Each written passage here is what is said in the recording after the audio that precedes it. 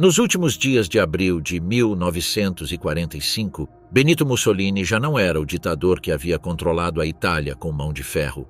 Tentou escapar para a fronteira suíça, oculto entre um comboio alemão. Foi descoberto e detido por partisãs num pequeno povoado às margens do lago de Como. Ao seu lado estava Clara Petacci, que se negou a abandoná-lo. O Duce, que havia criado um regime totalitário, assinado o Pacto de Aço com Hitler e arrastado a Itália para a guerra, ficou reduzido a um prisioneiro sem poder nem exército que o defendesse. Em questão de horas, seu destino ficou selado. Quem tomou realmente a decisão de acabar com Mussolini? Foi justiça imediata ou vingança política? E que significado histórico teve o final de Mussolini para o eixo? O poder absoluto, a ascensão e a queda do Duce. O 30 de outubro de 1922, Benito Mussolini se converteu em primeiro-ministro do Reino da Itália, após a chamada Marcha sobre Roma. A decisão a tomou o rei Vítor Manuel III quando milhares de militantes fascistas se mobilizaram para a capital como demonstração de força. Ainda que o número real de participantes foi limitado, a pressão política e a ameaça de guerra civil influenciaram na decisão do monarca de rejeitar o estado de sítio e encarregar a Mussolini a formação do governo. Em seu primeiro gabinete, Mussolini governou em coalizão com forças conservadoras e liberais. No entanto, desde o início buscou expandir as competências do executivo. Em 1923 se aprovou a Lei Acerbo, que outorgava à lista mais votada em eleições ao menos 2/3 dos assentos na Câmara dos Deputados. Com este mecanismo, o Partido Nacional Fascista assegurou uma maioria parlamentar nos comícios de 1924. Nesse mesmo ano se produziu o assassinato do deputado socialista Giacomo Matteotti, crítico do regime e das irregularidades eleitorais. Ainda que a responsabilidade direta de Mussolini não foi provada, o fato provocou uma crise política conhecida como o Escândalo Matteotti. Parte da oposição abandonou o parlamento em sinal de protesto, facilitando ao chefe de governo manobrar para afiançar o controle. Entre 1925 e 1926, uma série de decretos e leis conhecidas como as leis fascistíssimas transformaram o sistema político. Se dissolveram todos os partidos de oposição, se proibiram os sindicatos livres, se suprimiram as liberdades de imprensa e reunião e se criou um tribunal especial para a defesa do Estado. A Milícia Voluntária para a Segurança Nacional, formada pelos Camisas Negras, se converteu em força auxiliar do Exército. Para 1926, o regime havia estabelecido um sistema de partido único sob a liderança indiscutida de Mussolini. Em 1929, o Estado italiano assinou os Pactos de Latrão com a Santa Sé. Estes acordos resolveram a questão romana vigente desde 1870, após a anexação dos Estados Pontifícios. O Vaticano foi reconhecido como Estado independente e recebeu indenizações, enquanto que o catolicismo se converteu em religião oficial da Itália. Isto assegurou a neutralidade da Igreja frente ao regime e fortaleceu a legitimidade do governo fascista. Paralelamente, o regime impulsionou um modelo econômico corporativo. A Carta do Trabalho de 1927 proclamou que as relações laborais estariam reguladas por corporações que agrupavam a trabalhadores e empresários sob supervisão estatal. O objetivo era substituir a luta de classes pela colaboração dirigida desde o Estado. O corporativismo se converteu em um dos traços institucionais mais destacados do sistema fascista. Durante a Grande Depressão, a Itália enfrentou quebras bancárias, queda de exportações e aumento do desemprego. Em 1933 se criou o Instituto para a Reconstrução Industrial, que assumiu o controle de empresas estratégicas em banca, transporte e comunicações. Isto converteu o Estado em um dos principais atores da economia nacional. No âmbito monetário, se impulsionou a Batalha da Lira para manter a estabilidade cambial. Em agricultura, campanhas como a Batalha do Trigo buscavam incrementar a autossuficiência alimentar. No plano social, o regime promoveu organizações juvenis e femininas para doutrinar a população sob princípios fascistas. A educação foi reestruturada com ênfase na lealdade ao Estado, a obediência e o nacionalismo. O culto à figura de Mussolini como Duce se difundiu mediante propaganda, desfiles e imprensa controlada. A política exterior buscou situar a Itália como potência mediterrânea. Em 1935, o exército italiano invadiu a Etiópia, utilizando armamento moderno e meios aéreos. A Sociedade das Nações condenou a agressão e aplicou sanções econômicas, mas sem medidas militares efetivas. Em 1936, a Itália proclamou a anexação do território e declarou o nascimento do Império.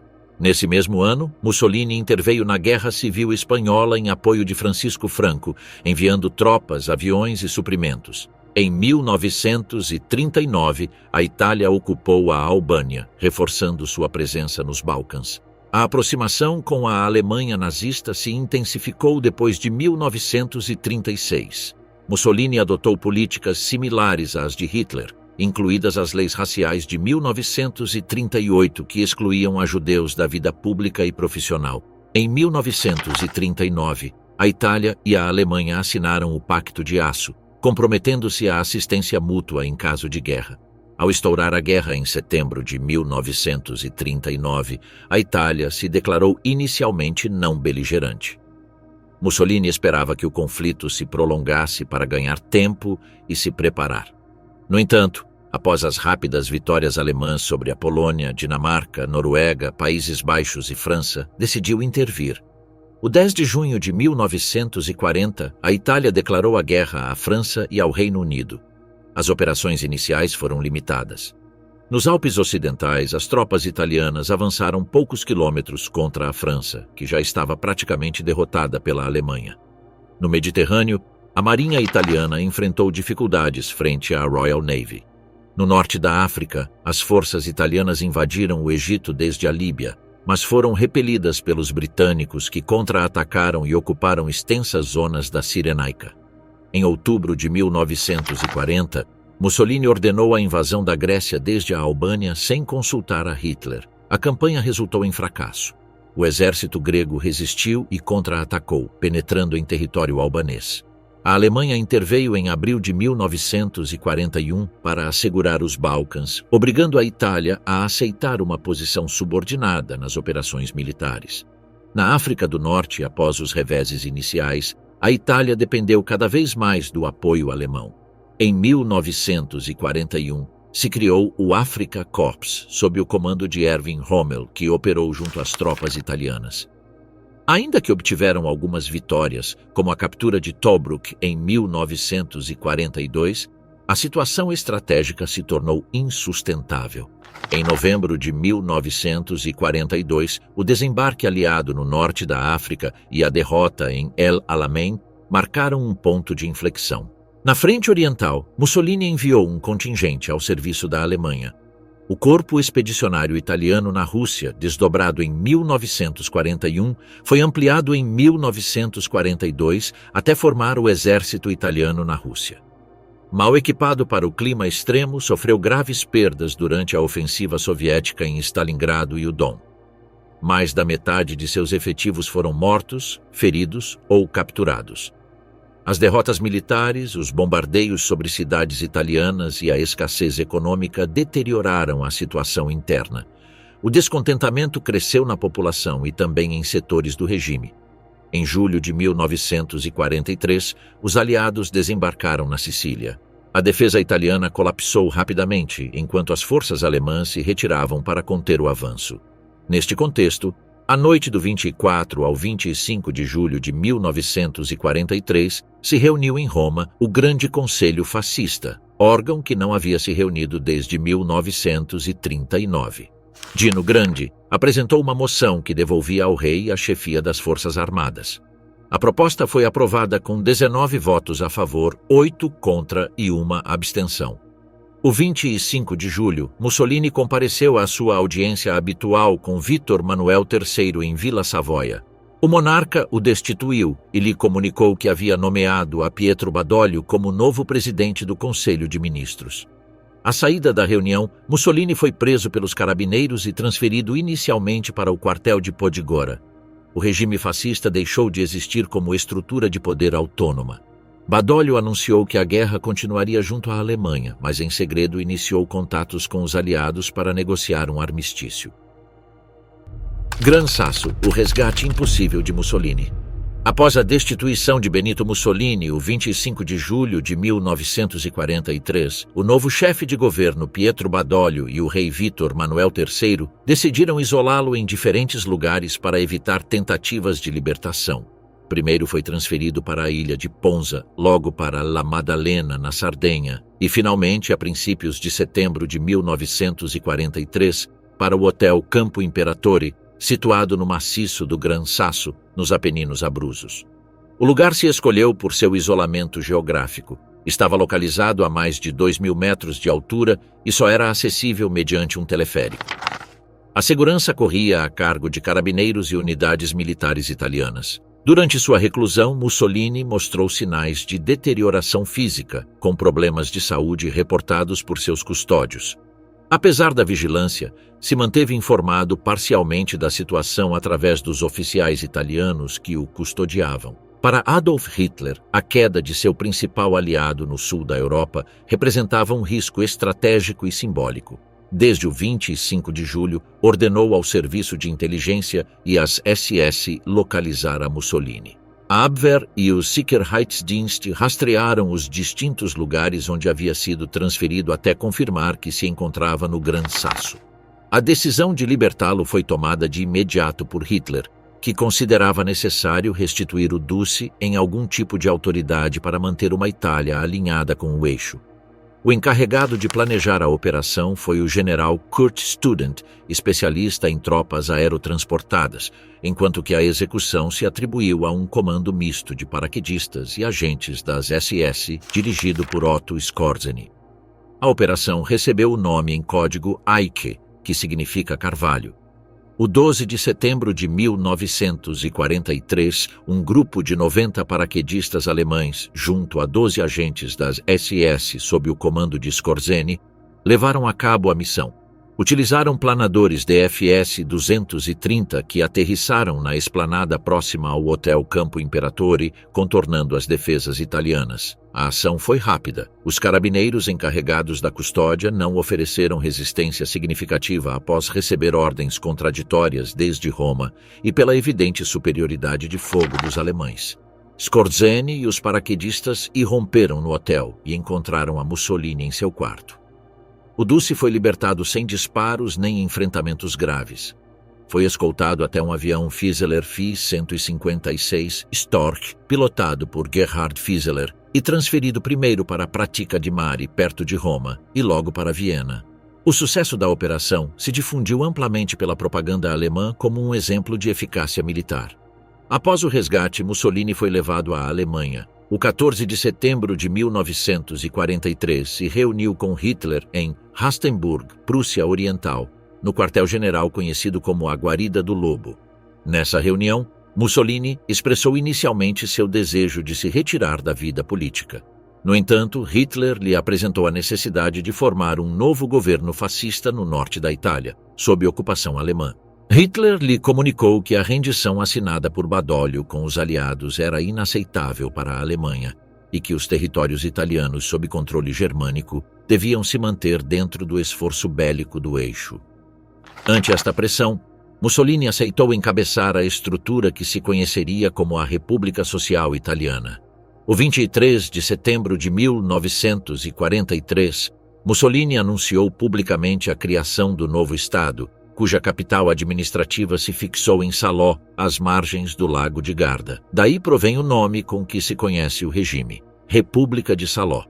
O território sob controle da RSI se limitava ao norte e parte do centro da Itália, enquanto que o sul estava já sob ocupação aliada.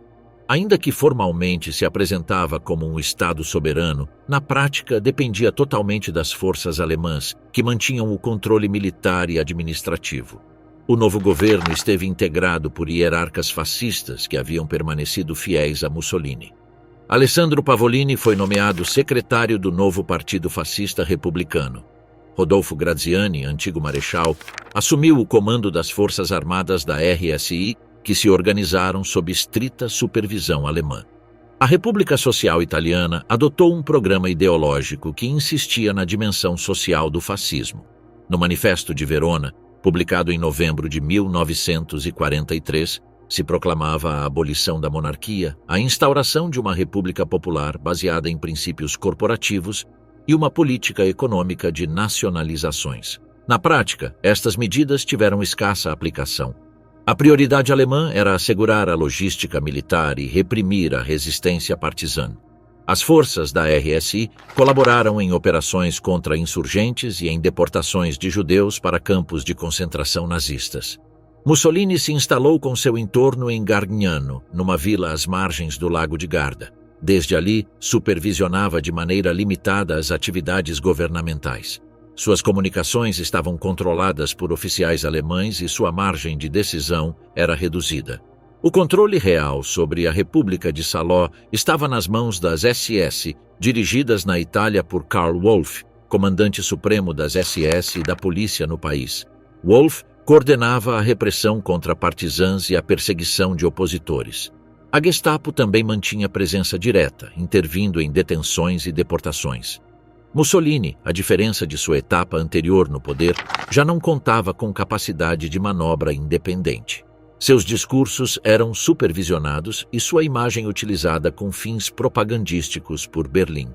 A correspondência diplomática e as decisões militares eram tomadas em consulta obrigatória com os alemães. Relatórios da época refletem que o antigo líder se encontrava numa situação de isolamento, rodeado de um pequeno círculo de colaboradores e vigiado constantemente.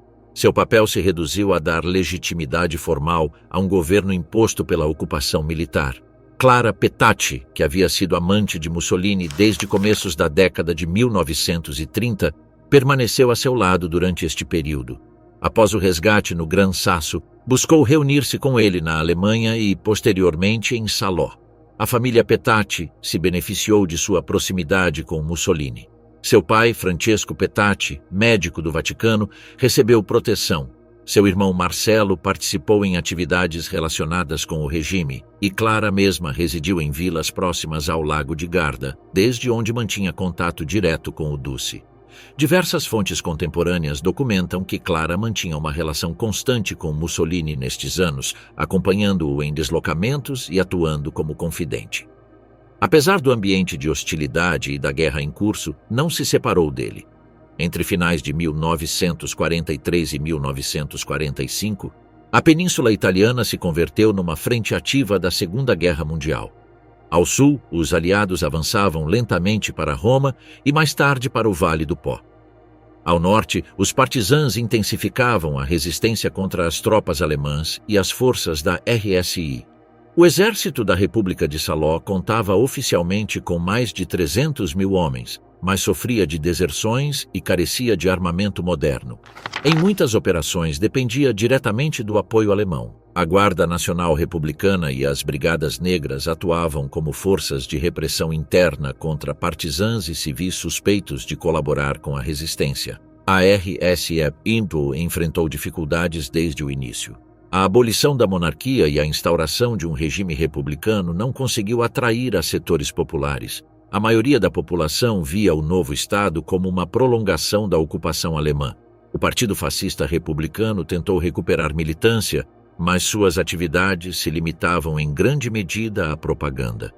Houve também tensões internas entre hierarcas fascistas veteranos e as autoridades alemãs, que impunham seu critério em todas as decisões importantes. Em janeiro de 1944, se celebraram julgamentos em Verona contra antigos hierarcas que haviam votado contra Mussolini no Grande Conselho Fascista em julho de 1943.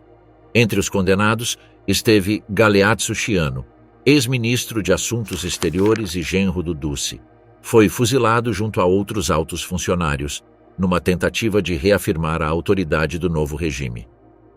O Mussolini da República de Salò não exercia o mesmo grau de iniciativa que na etapa de 1922 a 1943. Seus discursos, ainda que transmitidos por rádio e reproduzidos na imprensa, tinham menor impacto numa população desgastada pela guerra. A guerra na Itália avançava para o norte e o território sob controle da RSI se reduzia progressivamente. As cidades sofriam bombardeios constantes. As comunicações estavam fragmentadas e o aparato estatal era frágil. O próprio Mussolini expressou em conversas privadas dúvidas sobre a viabilidade de continuar, ainda que publicamente mantinha o tom de resistência. A situação militar se deteriorava com cada mês que passava. O Lago de Como, a última fuga do ditador. Na primavera de 1945, a situação militar na Itália se tornou insustentável para a República Social Italiana. As forças aliadas, após avançar desde o sul, haviam atravessado o rio Pó e estavam perto de ocupar o norte da península. O 25 de abril, o Comitê de Libertação Nacional da Itália chamou a insurreição geral contra as forças fascistas e alemãs. Em Milão, Turim e outras cidades industriais, os partisãos ocuparam pontos estratégicos e declararam a libertação. Nesse mesmo dia, Mussolini manteve contatos com hierarcas fascistas e autoridades alemãs. Se discutiram diversas alternativas: resistir na região alpina, negociar um armistício parcial ou fugir. O marechal Rodolfo Graziani, chefe militar da RSI, manifestou sua disposição a negociar com os aliados, enquanto que os representantes alemães pressionavam por manter a resistência. Mussolini avaliou a opção de se dirigir à Suíça com a esperança de obter asilo político. Esta possibilidade se discutiu com seus acompanhantes imediatos, entre eles sua amante Clara Petacci e alguns ministros. A ideia de instalar um último reduto militar nos Alpes foi considerada, mas logo descartada por inviabilidade. A decisão final foi fugir para a fronteira suíça, situada a poucos quilômetros ao norte do Lago de Como. A fuga começou 25 de abril pela noite. Mussolini saiu de Milão em automóvel, acompanhado de Clara Petacci, seu irmão Marcelo e alguns colaboradores. No dia seguinte, se uniu a um comboio militar alemão comandado pelo tenente-coronel Otto Kuhn e o Hauptsturmführer das SS Fritz Birzer. O grupo pertencia à divisão das SS Leibstandarte Adolf Hitler, que se retirava para o norte. O comboio estava composto por ao redor de 30 veículos, incluindo caminhões, automóveis e motocicletas. Transportava tanto a soldados alemães como a hierarcas fascistas que buscavam escapar do avanço aliado e da insurreição partisã. Entre os italianos presentes figuravam Alessandro Pavolini, secretário do Partido Fascista Republicano, Fernando Mezzassoma, ministro de Cultura Popular, e outros altos funcionários. Mussolini viajou disfarçado com um uniforme alemão da Luftwaffe e um capacete de aço, com o propósito de passar despercebido entre as tropas em retirada. Clara Petacci, que insistiu em acompanhá-lo, ia vestida de civil. O plano era se dirigir para o norte, alcançar o Lago de Como e desde ali tentar cruzar para a Suíça. O comboio avançou lentamente devido à congestão das estradas, onde se misturavam unidades alemãs em retirada, refugiados civis e colunas de partisãs. Em várias ocasiões foi detido em controles improvisados, mas os oficiais alemães conseguiam continuar a marcha mostrando credenciais ou negociando a passagem. O 26 de abril, a coluna atravessou as localidades de Como e Menaggio. Ali começaram a circular rumores sobre a presença de Mussolini no comboio. Várias testemunhas afirmaram ter reconhecido a alguns hierarcas fascistas. A notícia chegou a grupos partisãs da zona, que estabeleceram postos de controle em torno do povoado de Dongo, na ribeira ocidental do Lago de Como. Amanhã do 27 de abril, o comboio foi detido em Dongo pela 52 Brigada Garibaldi, unidade partisã comunista comandada por Urbano Lázaro, conhecido como Bill. Os partisãs haviam recebido informação de que fascistas de alto escalão tentavam escapar para a Suíça. Os veículos foram rodeados e os ocupantes obrigados a descer. Os partisãs identificaram rapidamente a vários hierarcas da RSI, entre eles Pavolini e Mezzassoma. Mussolini, vestido com uniforme alemão, permaneceu num caminhão e tentou se ocultar entre os soldados. Urbano Lázaro e outros combatentes começaram a inspecionar os passageiros. Segundo o testemunho posterior de Lázaro, lhe chamou a atenção a presença de um homem que evitava falar e mantinha o olhar baixo. Após observá-lo de perto, reconheceu o Duce. O capacete e o uniforme não conseguiam ocultar completamente suas feições.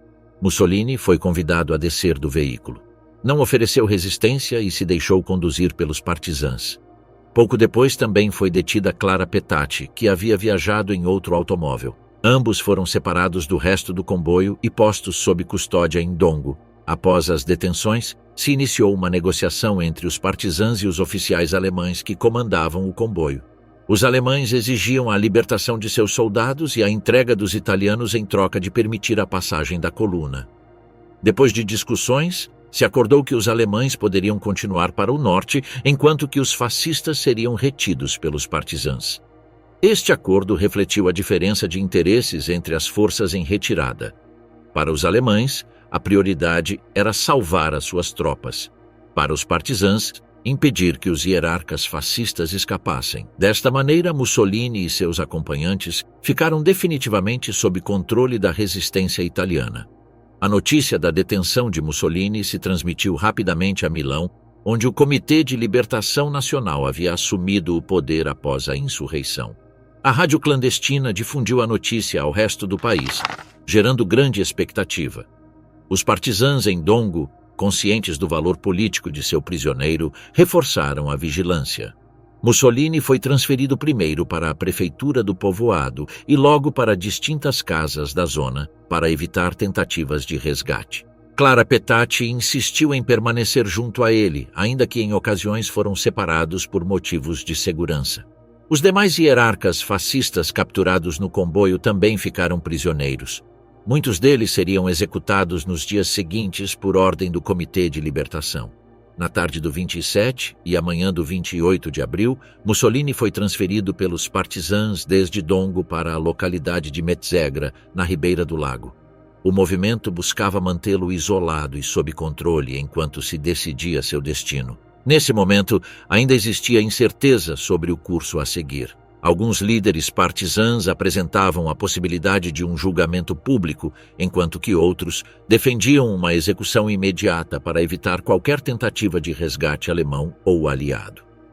O itinerário que havia começado como um plano de escape para a Suíça terminou na captura sem resistência num pequeno povoado às margens do Lago de Como. Nas mãos da resistência, as horas finais de Mussolini. O 27 de abril de 1945, após ser detido em Dongo pelos partisãs da 52 Brigada Garibaldi, Mussolini foi separado do comboio alemão com o que tentava fugir para a Suíça. O ex-ditador viajava disfarçado com o uniforme de soldado alemão da Luftwaffe, mas a inspeção detalhada realizada pelos partisãs permitiu reconhecê-lo. Urbano Lázaro, um dos chefes da brigada, relatou posteriormente que o identificou pela estrutura facial e o olhar, apesar do capacete e do casaco militar. Mussolini foi conduzido inicialmente à prefeitura de Dongo, onde se improvisou uma sala de custódia. Ali permaneceu sob guarda enquanto os partisãs decidiam o que fazer com ele. Em paralelo, Clara Petacci também foi detida e transferida para o mesmo lugar. Ela havia viajado num automóvel à parte, mas havia insistido em acompanhar a Mussolini em todo momento. Nas horas posteriores, os partisãs procederam a identificar os demais prisioneiros capturados no comboio. Entre eles se encontravam figuras destacadas da República Social Italiana, como Alessandro Pavolini, Fernando Mezzassoma, Paolo Zerbino e Luigi Gatti. Estes homens foram retidos junto a Mussolini e se converteram em parte da negociação interna sobre o destino dos hierarcas fascistas. Ante o risco de que as forças alemãs tentassem libertar a Mussolini, os partisãs decidiram transferi-lo para um lugar mais seguro. Nessa mesma noite, foi levado à localidade de Metzegra, próxima a Dongo, situada também na ribeira ocidental do Lago de Como. Para o transporte se utilizaram veículos civis custodiados por partisãs armados. Em Metzegra, Mussolini e Clara Petacci foram alojados em distintas casas de camponeses locais que foram requisitadas para esse fim. Os partisãs escolheram moradias afastadas para dificultar a localização dos prisioneiros. Segundo testemunhos posteriores, Mussolini permaneceu em silêncio durante a transferência e não mostrou resistência física. A custódia estava a cargo de partisãs comunistas, alguns deles pertencentes ao grupo dirigido por Walter Audizio, que nesse momento ainda se encontrava em Milão, mas que logo seria enviado com ordens precisas sobre o destino do prisioneiro. Diversos testemunhos de quem esteve perto de Mussolini em Dongo e Metzegra coincidem em assinalar que se encontrava num estado de abatimento geral. Os relatórios mencionam que falava pouco, apenas comia e passava a maior parte do tempo sentado em silêncio.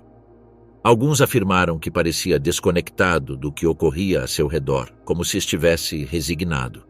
Outras testemunhas assinalaram que, em momentos pontuais, expressou incredulidade sobre sua situação e perguntou pela possibilidade de ser entregue aos aliados em lugar de permanecer sob custódia partizã. Não existem registros de tentativas de fuga ou resistência física de sua parte. Clara Petacci, em contraste, se mostrou ativa em sua defesa. Segundo alguns partisãs, interveio várias vezes para pedir que não separassem a Mussolini dela e para solicitar melhores condições de custódia. Sua insistência a manteve a seu lado em várias ocasiões, ainda que os guardiões inicialmente haviam pensado em apartá-los. A captura de Mussolini gerou um debate imediato dentro do Comitê de Libertação Nacional da Alta Itália, com sede em Milão. O QLNI estava composto por representantes das principais correntes da resistência: comunistas, socialistas, democrata-cristãos, liberais e de justiça e liberdade. A principal questão era decidir o que fazer com Mussolini e os demais hierarcas capturados. Existiam várias opções: entregá-lo aos aliados que nesses dias avançavam para o norte, julgá-lo num processo público sob controle do CLNAI ou executá-lo de maneira sumária, sem processo formal. Cada alternativa tinha implicações políticas e militares. A entrega aos aliados podia debilitar a autoridade da resistência ante a população italiana. Um julgamento público era visto como arriscado, já que requereria tempo, logística e segurança num momento em que a guerra ainda estava ativa. A execução imediata era defendida pelos setores comunistas, que consideravam que devia se aplicar sem demora uma sanção exemplar.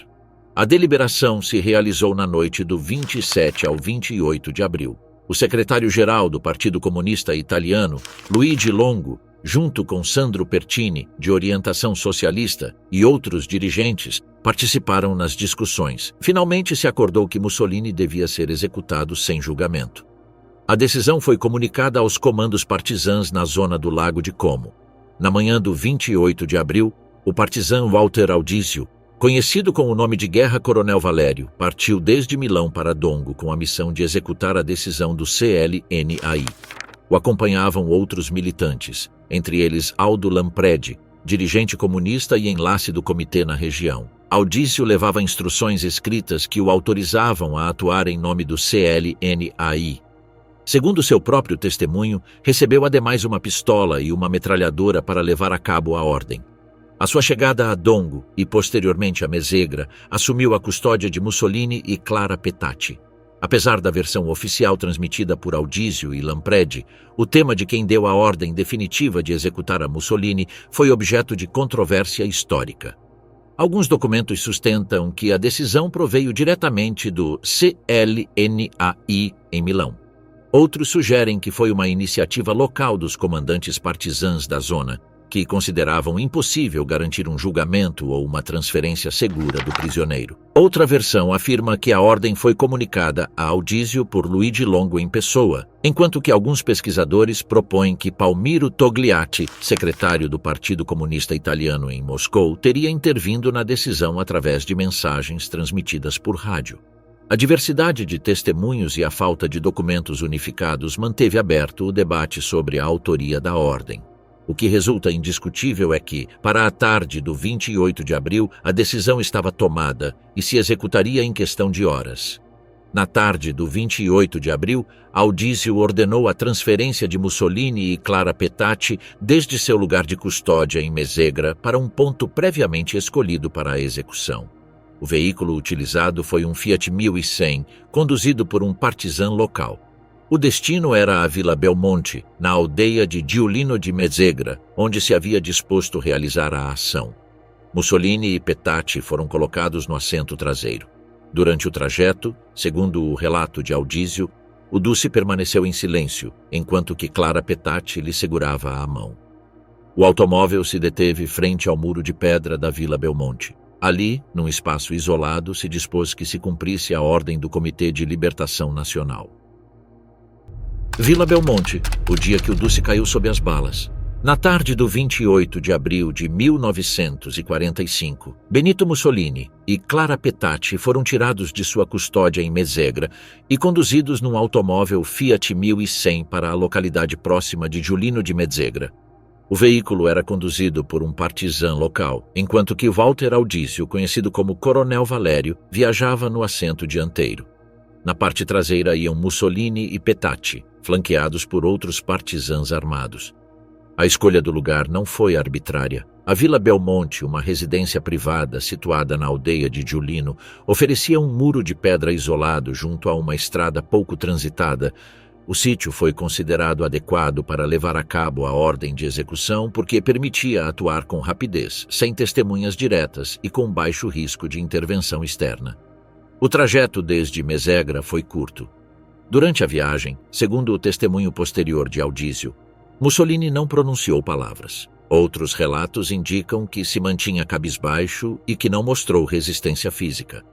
Clara Petacci permaneceu junto a ele, tomando-lhe a mão. O automóvel se deteve frente ao muro de pedra da Vila Belmonte por volta das 16 horas. Audísio ordenou a Mussolini e Petacci descer. Ao redor havia um pequeno grupo de partisãs, mas não uma multidão. O operativo foi realizado com discrição, cumprindo a instrução de executar a ordem de maneira imediata. Segundo o relato de Aldo Lampredi, presente no lugar, os prisioneiros foram colocados frente ao muro, a escassos metros de distância. Mussolini se manteve imóvel. Clara Petacci, em troca, protestou contra a decisão de fuzilá-lo e tentou se interpor, suplicando aos partisãs que o perdoassem. Audísio declarou posteriormente que, antes de abrir fogo, leu aos prisioneiros um comunicado que representava a decisão do Comitê de Libertação Nacional da Alta Itália. O texto resumia a condenação ao fascismo e a seu líder, estabelecendo que a execução se realizava em nome do povo italiano. Alguns historiadores puseram em dúvida que dita leitura se efetuasse nesse momento.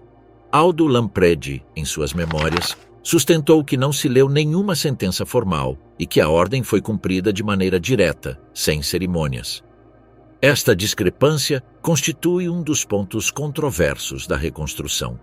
Os testemunhos diferem quanto ao comportamento de Mussolini em seus últimos instantes. Segundo a versão de Walter Audísio, o ex-ditador estava abatido, apenas podia se manter em pé e não pronunciou palavras relevantes. Segundo ele, nem sequer olhou para o pelotão e se deixou colocar frente ao muro sem resistência. A versão de Aldo Lampredi sustenta que Mussolini estava sereno, sem tremer, e que aceitou seu destino em silêncio. Para Lampredi, a imagem transmitida por Audísio de um homem derrotado não correspondia com o que observou. Outras versões locais transmitiram a ideia de que Mussolini pediu que lhe disparassem no coração, ainda que esta afirmação nunca pôde ser comprovada. A falta de um registro único gerou um debate historiográfico que se mantém até o presente sobre a disposição final do líder fascista. A figura de Clara Petacci nos últimos minutos também está rodeada de versões divergentes. Segundo alguns partisãs, tentou se interpor fisicamente entre Mussolini e as armas dos executores, abraçando-o e gritando que não o matassem. Nessa versão, se lançou sobre ele no momento mesmo da execução e foi alcançada pelas balas. Outras fontes assinalam que, ainda que chorava e protestava, não chegou a se abalançar, senão que simplesmente pediu para ser fuzilada junto a ele. Esta segunda versão descreve que aceitou permanecer a seu lado no instante final. O que não está em dúvida é que Petacci foi executada junto a Mussolini, ainda que não tinha cargos oficiais nem formava parte do aparato do Estado. Sua presença se deveu exclusivamente à sua decisão de acompanhá-lo. Por volta das 16 horas com 10 minutos, Audísio levantou sua submetralhadora MAS 38 e abriu fogo. Segundo seu relato, as primeiras rajadas não funcionaram devido a um encravamento, pelo que tomou outra arma e disparou contra Mussolini a curta distância. O corpo do Duce desabou contra o muro de pedra. Quase simultaneamente, Clara Petacci foi alcançada pelos disparos e caiu junto a ele. O número exato de impactos nunca se estabeleceu com certeza, mas as autópsias posteriores registraram múltiplas feridas de arma de fogo em ambos os corpos. O resto dos partisãs presentes asseguraram a zona e confirmaram a morte dos prisioneiros. Os corpos ficaram estendidos durante um breve período de tempo antes de serem carregados novamente no automóvel. ainda que a versão oficial do Partido Comunista Italiano reconheceu a Walter Audísio como o executor, com o respaldo de Aldo Lampredi como testemunha. Com o tempo surgiram outras hipóteses. Alguns veteranos partisãs afirmaram que foi outro combatente, Michele Moretti, quem disparou os primeiros tiros. Outros sustentaram que Audísio atuou como representante político do CLNAI, mas que a ação concreta foi realizada por mais de um atirador. Investigações posteriores também propuseram a possibilidade de que a decisão se tomou de maneira mais local e improvisada, ainda que sem provas documentais conclusivas. A multiplicidade de versões reflete a falta de um registro unificado e a dificuldade de reconstruir um episódio ocorrido num entorno de guerra, com testemunhas dispersas e documentos parciais. Uma vez verificado o falecimento, os partisãs carregaram os corpos de Mussolini e Petacci no Fiat 1100. A operação se realizou com rapidez, já que o objetivo era transferi-los para Milão para apresentá-los publicamente como símbolo do fim do fascismo. No lugar ficaram unicamente rastros de sangue e restos de cartuchos. Não se permitiu a presença de vizinhos nem de testemunhas civis, com o fim de manter o controle da narrativa sobre o fato. Piazzale Loreto, a vingança do povo contra o fascismo. Depois da execução em Giulino di Mezzegra, à tarde do 28 de abril de 1945, os corpos de Benito Mussolini e Clara Petacci foram carregados num veículo pelos partisãs. A decisão do Comitê de Libertação Nacional da Alta Itália era expô-los em Milão, principal cidade industrial do norte e centro nevrálgico do fascismo desde suas origens. Junto aos cadáveres do Duce e de Petacci, foram colocados também os corpos de outros hierarcas da República Social Italiana que haviam sido executados em Dongo, entre eles Alessandro Pavolini, Achille Starassi e outros dirigentes. No total, a caravana incluía mais de uma dezena de corpos. O comboio empreendeu a viagem desde o Lago de Como para Milão na noite do 28 e a madrugada do 29 de abril. Os corpos, segundo testemunhos posteriores, foram cobertos de maneira parcial com lonas ou mantas, ainda que em alguns casos permaneciam visíveis. O trajeto foi lento, dado que se atravessavam estradas com numerosos controles partisãs e zonas de trânsito de tropas em retirada. Ao amanhecer do 29 de abril, os veículos com os cadáveres entraram na cidade. Milão havia sido declarada liberada dias antes, após a insurreição do 25 de abril. O clima era de celebração, com milhares de pessoas nas ruas e patrulhas partisãs desdobradas em distintos pontos. O comboio se dirigiu diretamente à Praça Loreto, uma esplanada ampla situada no nordeste da cidade. A escolha do lugar não foi casual. Em agosto de 1944, 15 partisãs haviam sido fuzilados ali por ordem das autoridades fascistas e seus corpos expostos publicamente durante horas. Esse episódio havia marcado profundamente a memória coletiva dos milaneses. Ao redor das 9 da manhã, os cadáveres foram descarregados na praça e atirados ao solo frente ao posto de gasolina, isso localizado numa das esquinas. Os primeiros a se aproximar foram transeuntes que haviam visto o movimento de caminhões. Ao reconhecer os corpos, a notícia se propagou com rapidez. Logo se congregou uma multidão de vários milhares de pessoas. Os partisãs que haviam colocado os corpos no solo em fila não tentaram impedir a aproximação do público. Muitos cidadãos, ao confirmar a identidade de Mussolini e de seus principais colaboradores, começaram a se manifestar de forma ruidosa. A concentração cresceu com rapidez até abarrotar toda a praça. Conforme aumentava a multidão, começaram os primeiros atos de violência contra os corpos. Diversos testemunhas registraram que os cadáveres foram chutados, cuspidos, golpeados com paus e pedras. Alguns foram arrastados pelo solo.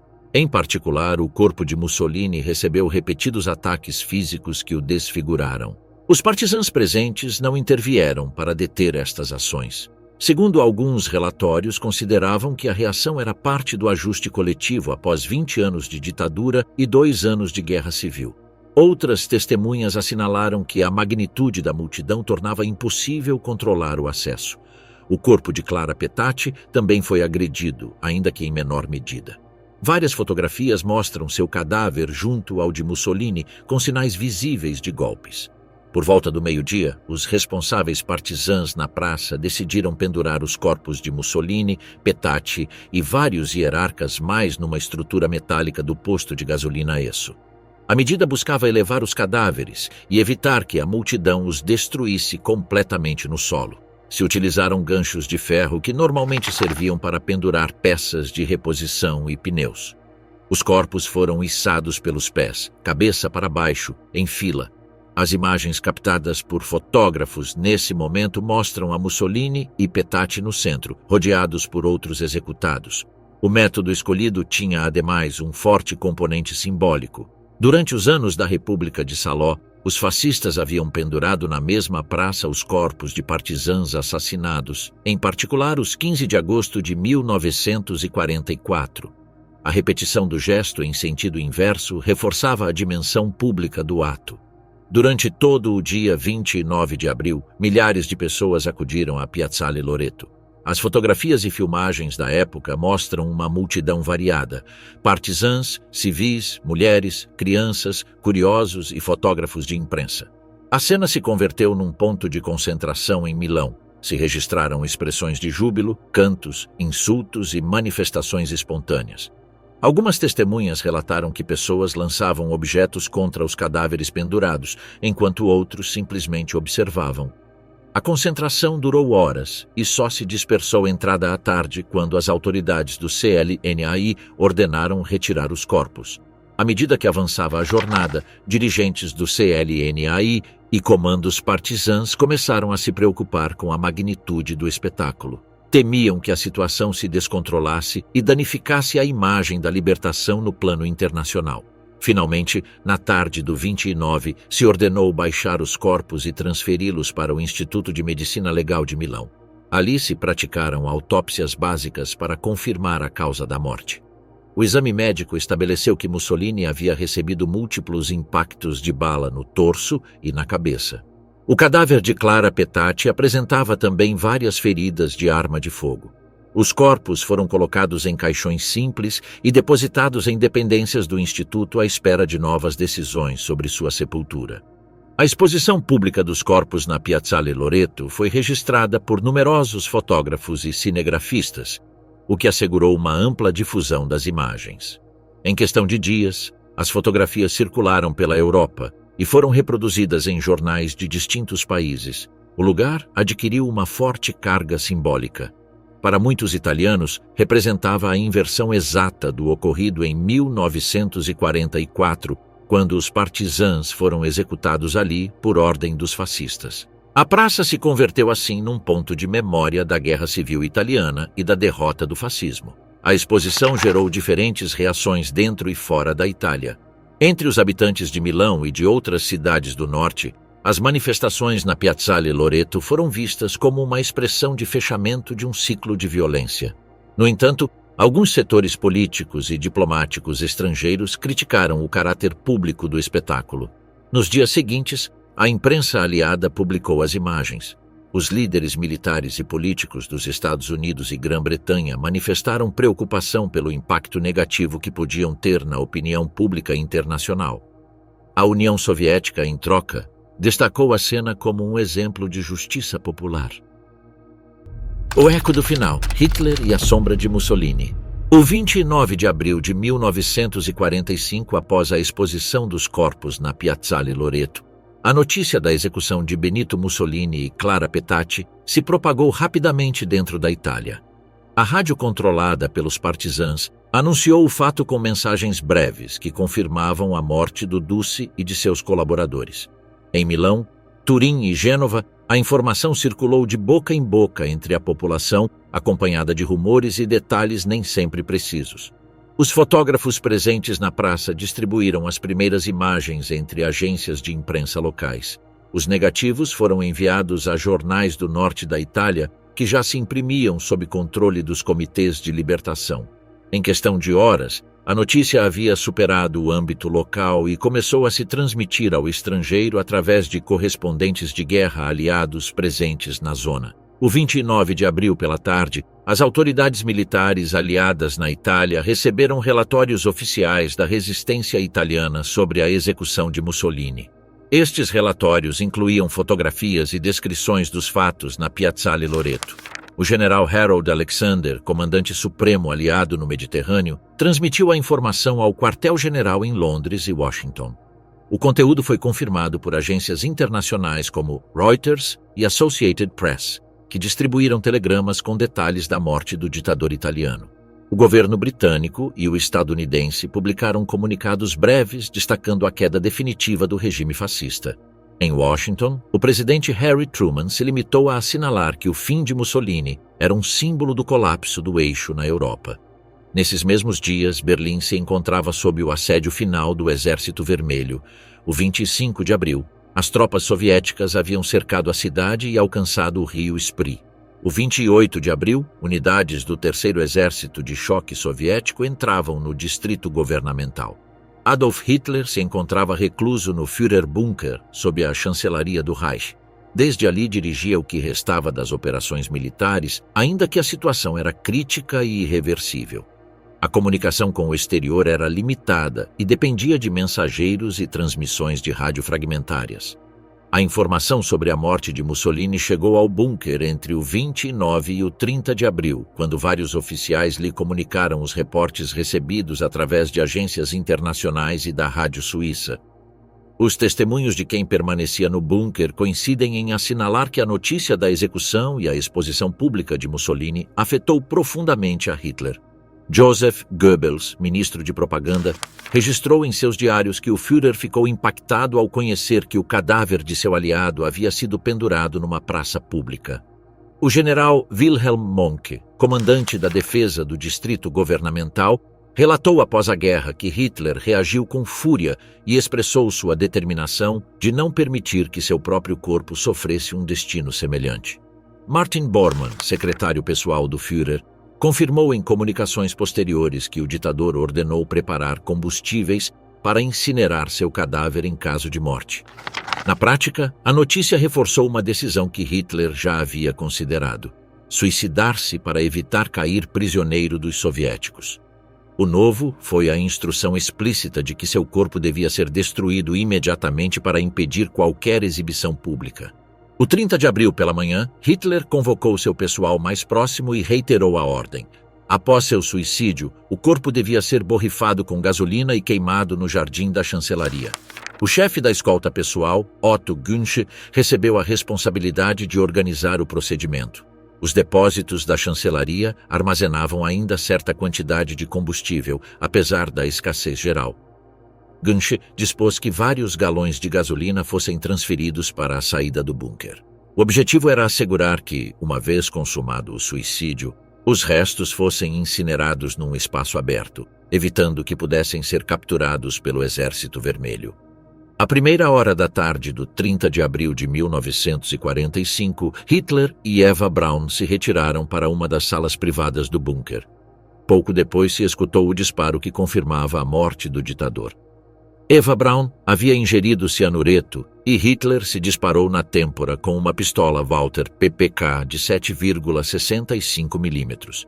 Günsche e vários ajudantes envolveram os corpos em mantas, os transferiram até a saída do bunker e os colocaram numa zona do jardim da chancelaria. Ali, cumprindo a instrução prévia, foram borrifados com gasolina e incendiados. As chamas, avivadas por vários litros de combustível, reduziram os corpos de maneira parcial. A cremação não foi completa devido ao fogo de artilharia soviético que caía sobre a zona, mas cumpriu com o objetivo de evitar que os cadáveres ficassem intactos. Para vários dos presentes, a decisão de Hitler estava diretamente vinculada ao ocorrido com Mussolini. Heinz Linge, seu ajudante pessoal, declarou depois da guerra que Hitler havia mencionado explicitamente o espetáculo de Milão como o que desejava evitar. O mesmo Bormann, em suas últimas mensagens, reiterou que a incineração do corpo era uma instrução categórica. O paralelismo entre ambos os ditadores foi evidente. Mussolini havia sido executado por partisãs e pendurado numa praça. Hitler buscou impedir qualquer possibilidade de um destino semelhante. A diferença foi que, em Berlim, a destruição dos restos foi organizada de maneira sistemática pelo próprio entorno do Führer. A notícia da execução de Mussolini também influenciou no resto dos hierarcas nazistas que permaneciam em Berlim. Joseph Goebbels, após conhecer a morte de seu aliado, declarou a seu círculo próximo que não tinha intenção de sobreviver a Hitler nem de se render aos soviéticos. O 1º de maio, um dia depois do suicídio do Führer, Goebbels tirou a vida junto à sua esposa Magda, após envenenar a seus 6 filhos. Outros hierarcas adotaram atitudes similares. Heinrich Himmler, que havia tentado negociar com os aliados ocidentais, se suicidou pouco depois ao ser capturado por tropas britânicas. Hermann Göring, ao receber notícias do suicídio de Hitler e da execução de Mussolini, tratou de escapar, mas também foi preso e julgado em Nuremberg. As imagens da Piazzale Loreto circularam rapidamente fora da Itália.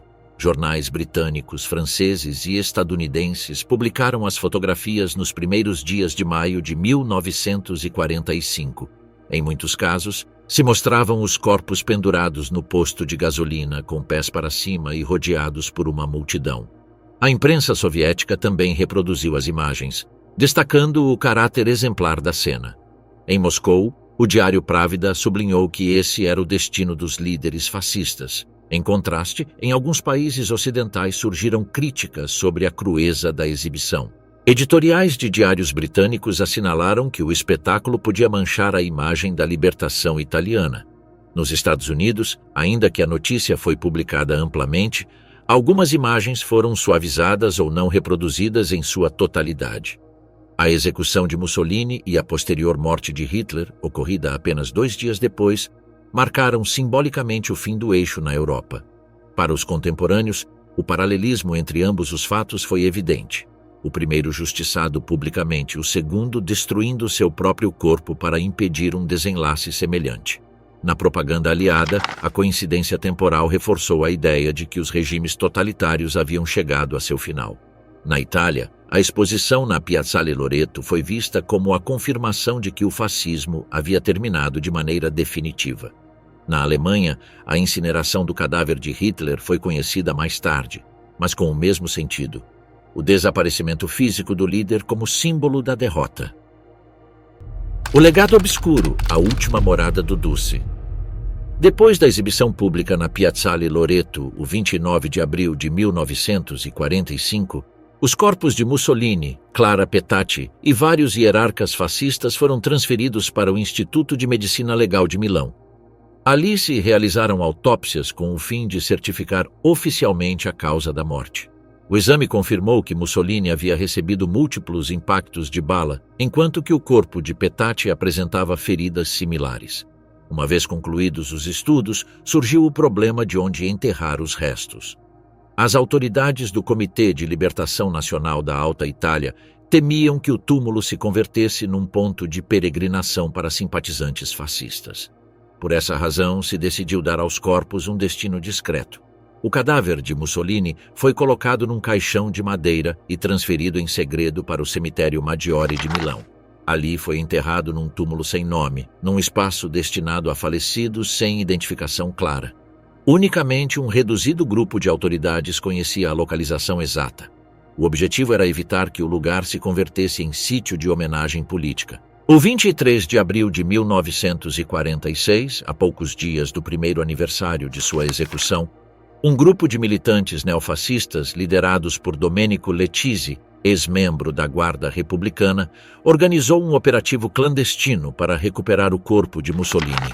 Letisi e seus colaboradores ingressaram de noite no cemitério Maggiore e localizaram o túmulo anônimo onde estava depositado o cadáver. Abriram o caixão, retiraram os restos e os transferiram para fora do cemitério. O roubo foi descoberto na manhã seguinte, quando os encarregados encontraram a sepultura vazia. O fato provocou um escândalo nacional. O governo italiano, presidido nesse momento por Alcide de Gasperi, ordenou uma investigação imediata. As autoridades temiam que o corpo fosse utilizado com fins propagandísticos por grupos neofascistas num contexto político ainda instável, já que o referendo sobre a monarquia e a república estava programado para junho de 1946. Durante vários meses, o paradeiro do cadáver foi um mistério. As autoridades realizaram batidas em círculos neofascistas e detiveram a suspeitos, mas sem resultados imediatos. Enquanto isso, circularam rumores sobre sua transferência ao estrangeiro ou sua ocultação em casas particulares. Finalmente, em agosto de 1946, a polícia descobriu que o corpo se encontrava num convento capuchinho na localidade de Cerro Maggiore, perto de Milão. Os frades haviam recebido o cadáver de maneira clandestina e o mantinham escondido num cofre metálico sob uma laje no solo de uma dependência interna. O achado foi comunicado às autoridades, que se fizeram cargo novamente dos restos. O governo decidiu manter em segredo o lugar de custódia para evitar novas profanações. Durante os seguintes 11 anos, o cadáver permaneceu sob controle do Estado, sem ser entregue à família. Na década de 1950, a família Mussolini, encabeçada pela viúva Rachele Guidi e por seu filho Romano, solicitou em repetidas ocasiões a devolução do corpo para lhe dar sepultura em Predápio, localidade natal do ditador. O governo italiano se mostrou reticente durante anos, temendo que a transferência pudesse reavivar manifestações neofascistas. O debate se intensificou em 1956, quando a imprensa revelou a existência do cadáver nas mãos do Estado. A notícia gerou polêmica política. Setores da direita exigiram sua entrega à família, enquanto que partidos de esquerda denunciaram o risco de converter Predápio num lugar de culto fascista. Em 1957, após prolongadas discussões, o governo de Adonisoli autorizou a entrega dos restos. A decisão foi adotada sob a condição de que o túmulo permanecesse sob controle estatal e que não se permitissem atos políticos oficiais em seu entorno. O 31 de agosto de 1957, o corpo de Mussolini foi transferido para Predápio e sepultado na cripta familiar do cemitério de San Cassiano. A cerimônia se realizou de maneira privada, com a presença de familiares próximos e sem honras oficiais. Apesar das restrições, o enterro atraiu a numerosos simpatizantes que acudiram espontaneamente. Desde esse momento, Predápio se converteu num lugar de peregrinação periódica para grupos de orientação neofascista. O túmulo foi acondicionado com mármore e uma lápide com a inscrição Benito Mussolini, 1883-1945. Em seu interior, os restos foram depositados num sarcófago visível através de uma grade. O acesso foi regulado pelas autoridades locais, que permitiam visitas em datas determinadas. Com o passar dos anos, a sepultura em Predápio foi objeto de vários incidentes. O mais significativo ocorreu em dezembro de 1971, quando um artefato explosivo colocado na cripta danificou seriamente a estrutura. Ainda que a explosão não alcançou os restos, provocou destroços na capela e obrigou a reforçar as medidas de segurança. Outras tentativas menores de profanação ou vandalismo foram registradas nas décadas posteriores, o que obrigou as autoridades a manter vigilância constante em torno do lugar. Desde sua inumação definitiva, o corpo de Mussolini foi objeto de interpretações encontradas na sociedade italiana. Para setores da direita radical, o túmulo de Predápio se converteu num ponto de referência simbólico. Cada ano, em datas como o 28 de abril, aniversário da execução, ou o 29 de julho, data de nascimento, grupos neofascistas organizavam peregrinações e concentrações na localidade. Em contraste, para amplos setores da sociedade italiana, a lembrança de Mussolini se vinculava com a repressão, a guerra e a ditadura. Nesse sentido, a presença de seu túmulo em Predápio era considerada um problema político que mantinha vivo um símbolo incômodo do passado. As autoridades locais tentaram gerenciar o fenômeno. Predápio se transformou num destino de turismo político e histórico, com visitantes que acudiam tanto por interesse acadêmico como por motivos ideológicos. Lojas de lembranças começaram a vender objetos com iconografia fascista, gerando controvérsia nacional e internacional. Na pós-guerra italiana, a figura de Mussolini ficou marcada pela divisão política. Enquanto a Constituição de 1948 estabeleceu a ilegalidade da apologia do fascismo, a realidade mostrou que existiam correntes sociais e políticas que mantinham viva a memória do Duce num sentido reivindicativo. Predápio se converteu no cenário onde estas tensões se manifestavam com maior clareza. Em determinadas datas, as concentrações neofascistas reuniam a milhares de pessoas, sob vigilância policial. Em paralelo, Associações de ex-combatentes partisãs e organizações antifascistas realizavam atos de lembrança em honra às vítimas do regime. Este contraste evidenciou a dificuldade da Itália para construir uma memória unificada sobre a ditadura e a guerra civil. Enquanto em outros países europeus os líderes derrotados foram rapidamente relegados a uma rejeição generalizada, na Itália a lembrança de Mussolini se manteve ativa numa minoria significativa.